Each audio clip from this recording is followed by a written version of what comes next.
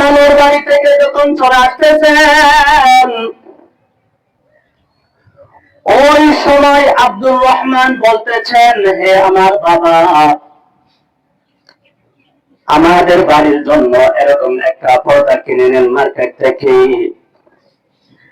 আমাদের নানুর বাড়িতে যেই আমরা ড্রয়িং রুমের মধ্যে বসেছিলাম, ওই রুমের মধ্যে যে একটা লাল কালারের পর্দা রয়েছে, এরকম একটা পর্দা আমাদের জন্য কিনে নেন। আব্দুর রহমানের পিতা বলতে লাগলেন,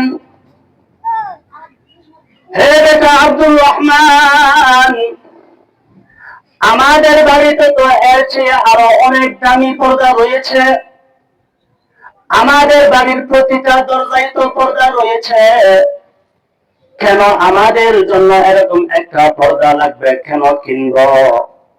তখন ছেলে আব্দুর রহমান বলতেছে, হে আমার পিতা, আমাদের বাড়িতে যে দামি পর্দাগুলো রয়েছে, সুন্দর সুন্দর পর্দাগুলো রয়েছে, সেই পর্দাগুলো তো আমাদেরকে নাস্তা দেয় না, আমাদেরকে খাবার দেয় না। আমাদের নানুর বাড়িতে যে পর্দা রয়েছে, সেই পর্দা তো আমাদেরকে নাস্তা দিয়েছেন, বিভিন্ন রকমের ফল ফ্রুট দিয়েছেন, চা দিয়েছেন, এইভাবে আমাদেরকে খাবার দিয়েছেন, মাংস দিয়েছেন। কিন্তু আমাদের বাড়িতে যে পর্দাগুলা রয়েছে, আমাদেরকে তো সেই পর্দাগুলা খাবার দেয় না, নাস্তা দেয় না।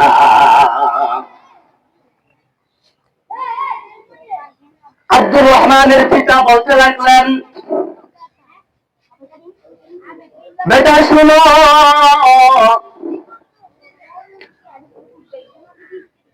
তোমার নানুর বাড়িতে যে লাল কালারের পর্দা রয়েছে, সেই পর্দা কোনোদিনও খাবার দিতে পারে না, নাস্তা দিতে পারে না। এই পর্দার পিছনে তোমার কালামণি রয়েছে, তোমার কালামণি এই পর্দার নিচ থেকে আমাদেরকে খাবার দিয়েছেন, নাস্তা দিয়েছেন। সুবহানাল্লাহ। হে দুনিয়ার মুসলমান, যে আজকে আমাদেরকে আমাদেরকে ফল দিচ্ছেন, নাস্তিকরা মনে করে এই আম গাছ তাদেরকে আম দেয়, জাম গাছ তাদেরকে জাম দেয়। ওই আব্দুর রহমান ছোট বাচ্চার মতো মনে করে, পর্দা যেতে মনে করছে পর্দা তাদেরকে নাস্তা দিয়েছেন, খাবার দিয়েছেন। বর্তমান নাস্তিকরা সেটা মনে করে যে আম গাছে আম দেয়, জাম গাছে জাম দেয়, কাঁঠাল গাছে কাঁঠাল দেয়।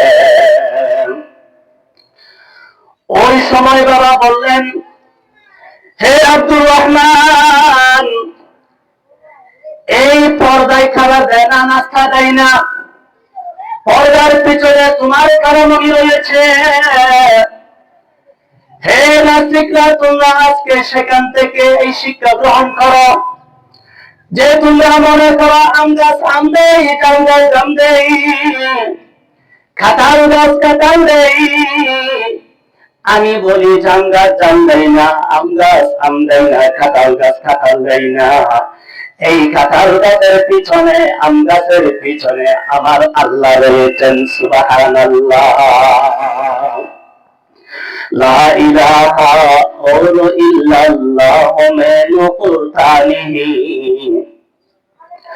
আও ইল্লাল্লাহু মিন কুরতানিহি, লা ইলাহা ইল্লাল্লাহু মিন কুরতানিহি। देखिए क्या रंज है कुदरत की इस्लामों में, अब इजाफा गैर मुमकिन है मोहम्मद की कसम, अब इजाफा गैर मुमकिन है मोहम्मद की कसम।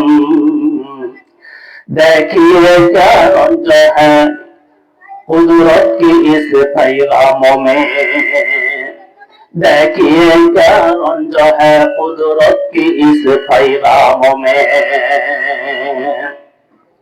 তাহলে বোঝা গেল আম গাছে আম দিতে পারে না, জাম গাছে জাম দিতে পারে না, কাঁঠাল গাছে কাঁঠাল দিতে পারে না, এগুলোর পিছনে একজন সৃষ্টিকর্তা রয়েছে, আল্লাহ সুবহানাহু ওয়া তাআলা।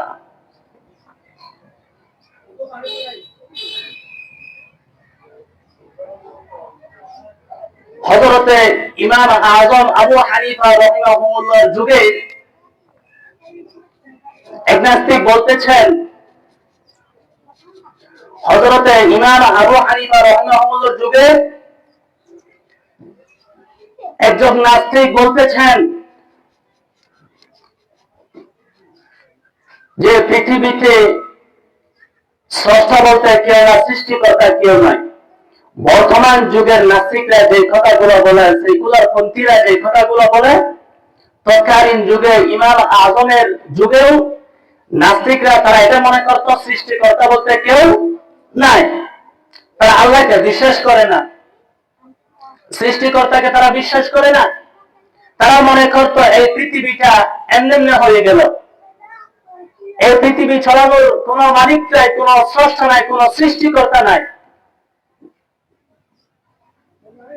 এই নাস্তিকরা, সেকুলার পন্থীরা তারা মানুষকে এই কথাগুলো বুঝাচ্ছেন যে পৃথিবী এগুলো এমনি হয়ে গেল, প্রাকৃতিক বিষয়, প্রকৃতির কারণে প্রাকৃতিক ভাবে এই দূরেটা আসতেছে।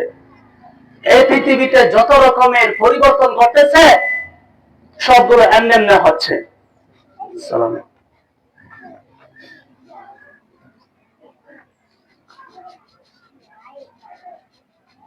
অপরদিকে ইমাম আযম আবু হানিফা রাহিমাহুল্লাহ বলতেছেন, এই পৃথিবী এটা এমনি হচ্ছে না, এই পৃথিবীর পরিবর্তন গুলা এমনি হয় নাই। যে রাত দিন হয়, রাতের পর দিন, দিনের পর রাত, সূর্য উদিত হয় আবার সূর্য ডুবে যায়, রাতের অন্ধকারে নক্ষত্র দেখা যায়, কিন্তু সকালে এই নক্ষত্রগুলো দেখা যায় না। নদীর মধ্যে জোয়ার বাটা রয়েছে, এই পরিবর্তন গুলা এমনি আসতেছে না, এই পরিবর্তন গুলো এমনি আসতেছে না। এগুলোর পিছনে একজন সৃষ্টিকর্তা রয়েছে, সুবহানাল্লাহ। তাহলে নাস্তিকরা ওদিকে বোঝাচ্ছেন মানুষদেরকে পৃথিবী এমনি, পৃথিবীর পরিবর্তন গুলো এমনি হচ্ছে। ইমাম আযম আবু হানিফা রাহিমাহুল্লাহ বলতেছেন এগুলো এমনি হচ্ছে, এগুলোর পিছনে একজন মালিক রয়েছে, একজন সৃষ্টিকর্তা রয়েছে।